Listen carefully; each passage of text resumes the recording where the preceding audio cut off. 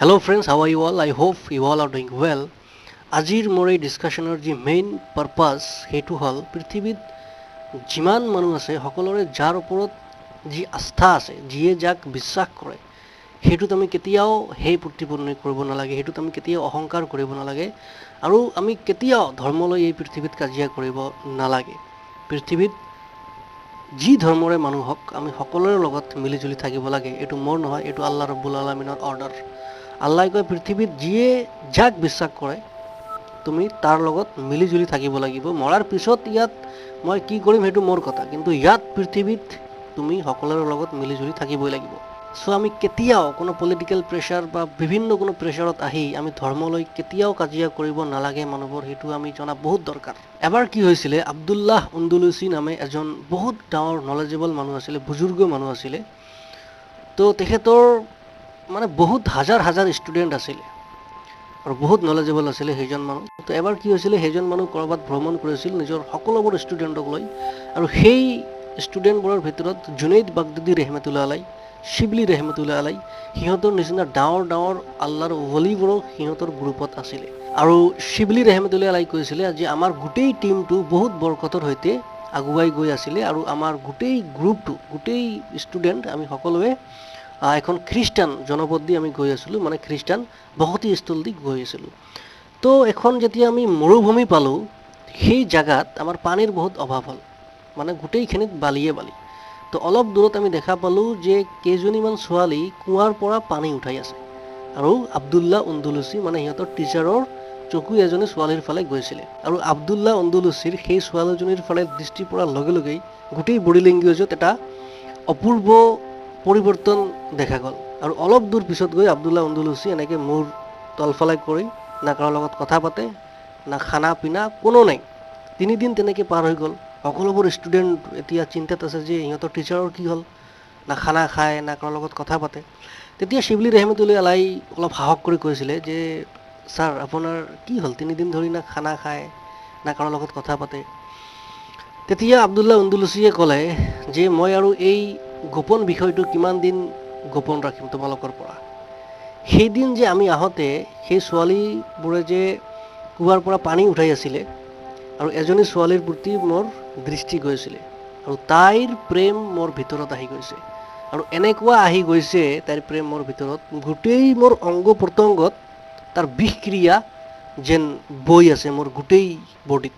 তেতিয়া শিবলি ৰেহমতুল্লাহ আলাই একদম শ্বকড হৈ গৈছিলে যে আপুনি কি কয়, আপুনি ইমান ডাঙৰ এজন বুজুৰ্গ মানুহ, আপুনি ইমান ডাঙৰ এজন নলেজেবল মানুহ, আল্লাহৰ ভলি, আপুনি হাজাৰ হাজাৰ 12,000-ৰো বেছি আপোনাৰ ষ্টুডেণ্ট, যাৰ ষ্টুডেণ্ট জুনেইদ বাগদাদী ৰেহমতুল্লাহ আলাই আৰু যাৰ ষ্টুডেণ্ট শিবলি ৰেহমতুল্লাহ আলাই, তেখেতে তেনেকৈ কৈ আছে। তো শিবলি ৰেহমতুল্লাহ আলাই শ্বক হৈ গৈছিলে যে আপুনি এইবোৰ কি কৈ আছে, আপুনি আমাক লজ্জিত নকৰিব, আপুনি কোৰাণৰ হাফিজ হয়, আপুনি ইমান হাজাৰ হাদিছ আপোনাৰ মুখস্থ আছে, আপুনি এইবোৰ কি কৈ আছে।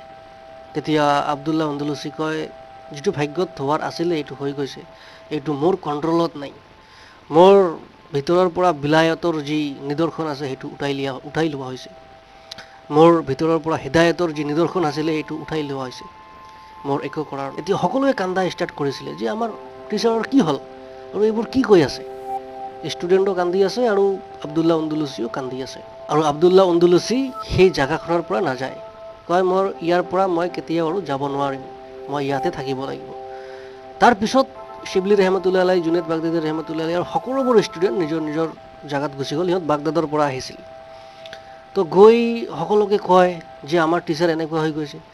তো কিছুমান মানুহতো শ্বকত আহি মৰি গৈছিলে, আৰু কিছুমান অসুস্থ হৈ গৈছিলে যে ইমান ডাঙৰ এজন বুজুৰ্গ মানুহ এজনী ছোৱালীৰ প্ৰেমত পৰি কেনেকৈ তেনেকুৱা হ'ব পাৰে।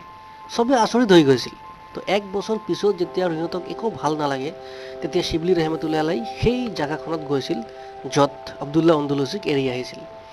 তো যোৱাৰ পিছত মানুহক সুধিছে ইয়াত আব্দুল্লাহ উন্দুলুচি এতিয়া ক'ত থাকে। তো মানুহবোৰে কৈছিলে যে এইখন জেগাৰ যোনজন চৰ্দাৰ, তাৰ মানে ছোৱালীৰ লগত তাৰ বিয়া হোৱাৰ মানে কথা চলি আছে, আৰু সি এতিয়া মানে গাহৰিবোৰৰ পালত ঘূৰি ফুৰে, মানে গাহৰিবোৰ সি দেখভাল কৰে।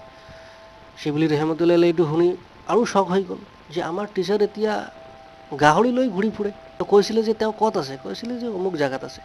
তো তেতিয়া শিবলি ৰহমতুল্লাহ আলাই তাত গৈছিলে।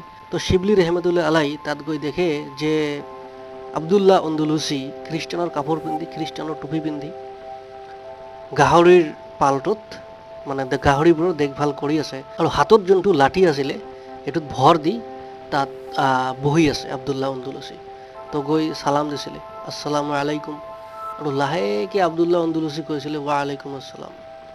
তো তাৰপিছত কৈছিলে যে হুজুৰ এনেকুৱা কেনেকৈ হ'ল, আপুনি এইটো হৈ আছে কি মানে আপোনাৰ লগত, আপুনি ডিটেইলছ কিয় নকয় যে হৈছে কি আপোনাৰ লগত, আপুনি এতিয়া সেই গাহৰি দেখভাল কৰি আছে কিয়, এনেকুৱা কিয়?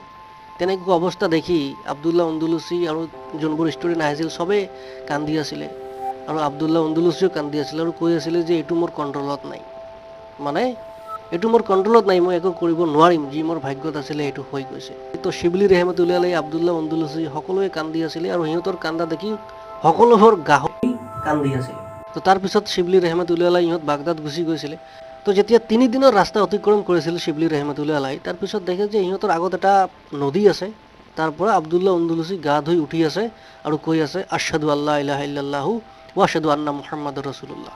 এইটো শুনাৰ লগে লগে শিবলি ৰহমতুল্লাহ আলাই সিহঁতৰ ভিতৰত এটা মানে ফূৰ্তি আহিছিল, বহুত এটা হেপিনেছ আহিছিল সিহঁতৰ ভিতৰত, যে সিহঁতৰ টিচাৰ আই থিংক ঠিক হৈ গৈছে।